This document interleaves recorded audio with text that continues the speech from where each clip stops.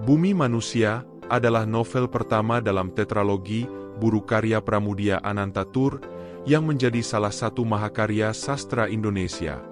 Novel ini berlatar belakang era kolonial Hindia Belanda pada awal abad ke-20 dan mengisahkan perjalanan hidup Minke, seorang pemuda pribumi yang cerdas, berpendidikan, dan berusaha melawan ketidakadilan yang terjadi di sekitarnya. Sebagai keturunan priai, Minke memiliki kesempatan untuk mendapatkan pendidikan di sekolah Eropa, tetapi ia tetap menghadapi diskriminasi rasial yang menjadi realitas pahit masyarakat kolonial. Cerita semakin menarik ketika Minke bertemu dengan Annelies Melema, seorang gadis Indo yang cantik dan polos, serta ibunya, Nyai Ontosoroh, seorang perempuan pribumi yang meskipun berstatus sebagai Nyai atau Gundik, memiliki keteguhan dan kecerdasan luar biasa. Nyai Ontosoroh menjadi sosok penting dalam perjalanan hidup Minke, mengajarkannya tentang harga diri, keberanian, dan perjuangan melawan penindasan. Hubungan Minke dan Annelies berkembang menjadi kisah cinta yang penuh lika-liku, tetapi dihadapkan pada hukum kolonial yang tidak berpihak pada pribumi. Salah satu kekuatan utama Bumi Manusia terletak pada kritik sosialnya yang tajam terhadap ketidakadilan sistem kolonial. Pramudia dengan gamblang menggambarkan bagaimana hukum yang berlaku pada masa itu lebih berpihak kepada orang Eropa dan keturunan Indo, sementara pribumi hanya dianggap sebagai warga kelas 2 yang tidak memiliki hak yang sama. Lewat sudut pandang Minke, pembaca diajak untuk melihat dan merasakan langsung bagaimana ketidakadilan tersebut terjadi dalam berbagai aspek kehidupan, termasuk pendidikan, hukum, dan relasi sosial. Karakterisasi dalam novel ini sangat kuat dan berkesan. Minke digambarkan sebagai pemuda yang idealis, tetapi juga penuh pergolakan batin dalam mencari identitasnya di tengah sistem yang menindas. Sementara itu, Nyai Ontosoroh menjadi salah satu karakter perempuan paling ikonik dalam sastra Indonesia. Seorang perempuan yang tidak hanya berani melawan takdirnya sebagai nyai, tetapi juga mampu mengelola bisnis dan menghadapi hukum kolonial yang zalim dengan kepala tegak.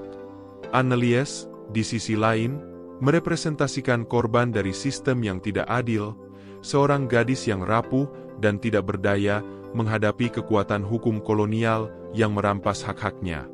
Gaya penulisan Pramudia dalam novel ini begitu kuat dan penuh emosi.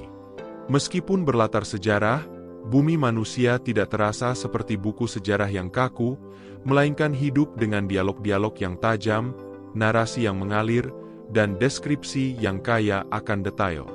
Pramudia juga menggunakan bahasa yang indah tetapi tetap lugas, membuat novel ini mudah dipahami sekaligus menggugah pemikiran pembaca. Namun, bagi sebagian pembaca, novel ini mungkin terasa berat karena muatan sejarah dan kritik sosialnya yang cukup kompleks.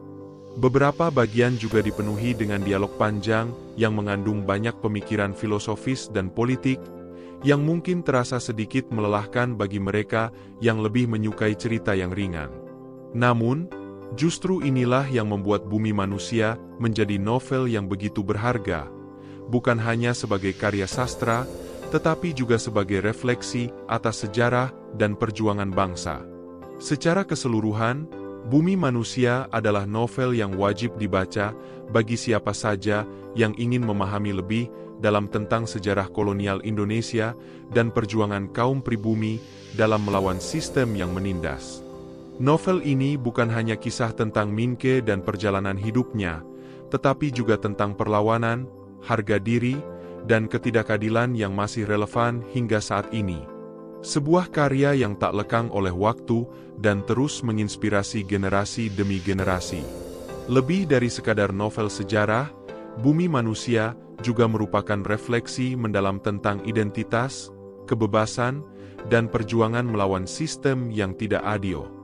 Melalui tokoh Minke, Pramudia menyoroti dilema kaum pribumi terpelajar yang terjebak antara dunia tradisional dan modern.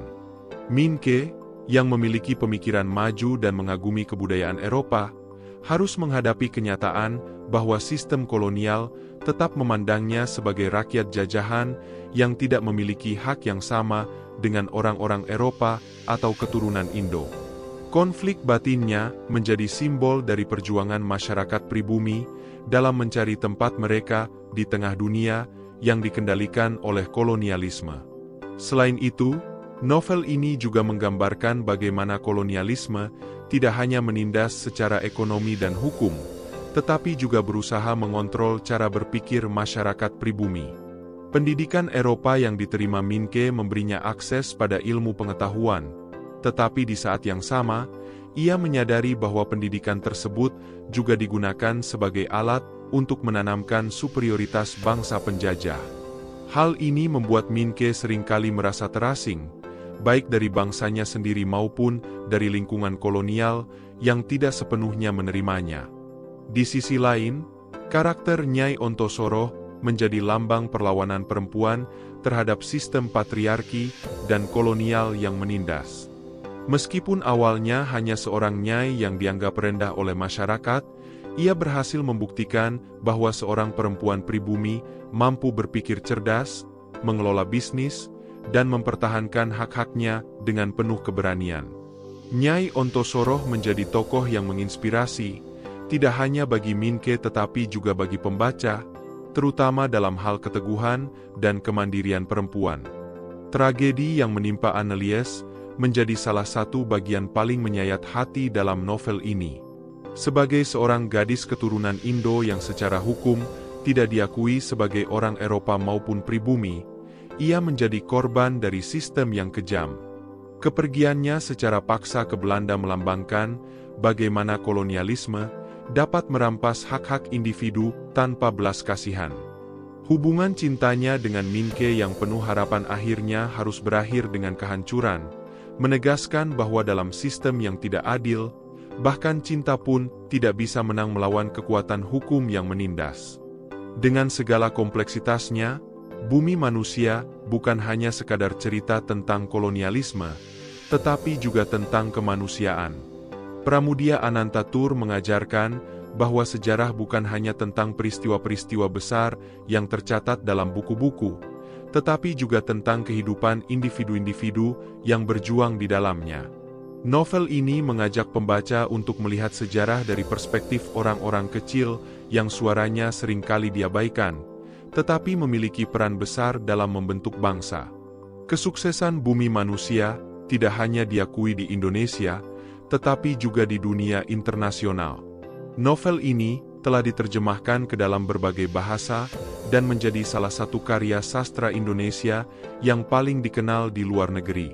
Meskipun sempat dilarang oleh rezim Orde Baru karena dianggap menyebarkan ide-ide berbahaya, novel ini terus bertahan dan bahkan semakin dihargai seiring berjalannya waktu. Pada akhirnya, Bumi Manusia adalah sebuah karya yang harus dibaca oleh setiap generasi. Ia mengajarkan tentang pentingnya pendidikan, keberanian, dan keteguhan dalam menghadapi ketidakadilan. Novel ini bukan hanya cerminan dari sejarah Indonesia, tetapi juga pengingat bahwa perjuangan untuk kebebasan dan kesetaraan adalah sesuatu yang harus terus diperjuangkan.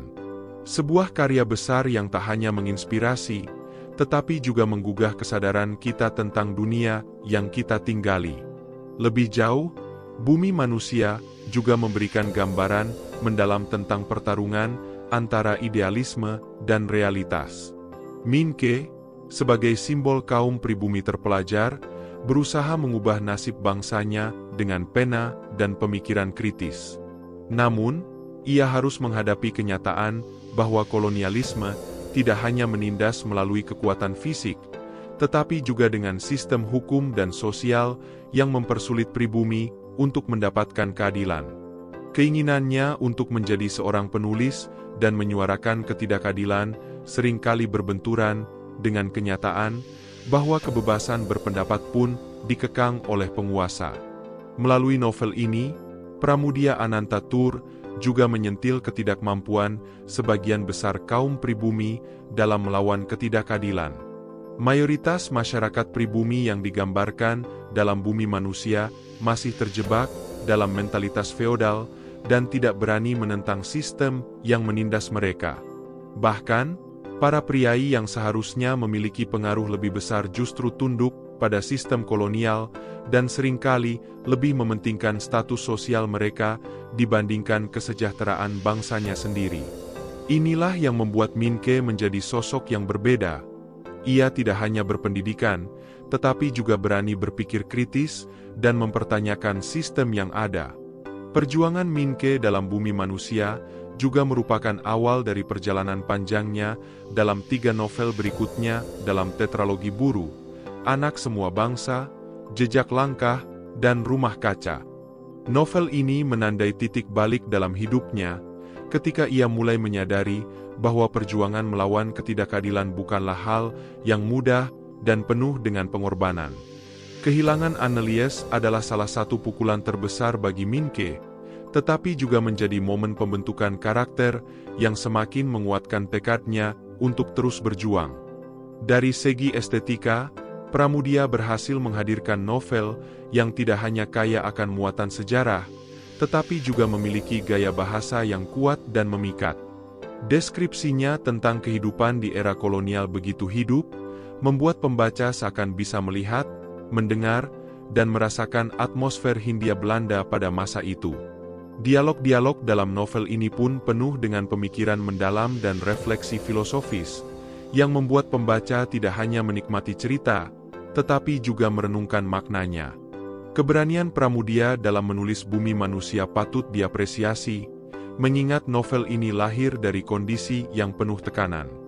Ia menulis kisah ini saat berada dalam tahanan di Pulau Buru, tanpa akses ke bahan bacaan atau referensi.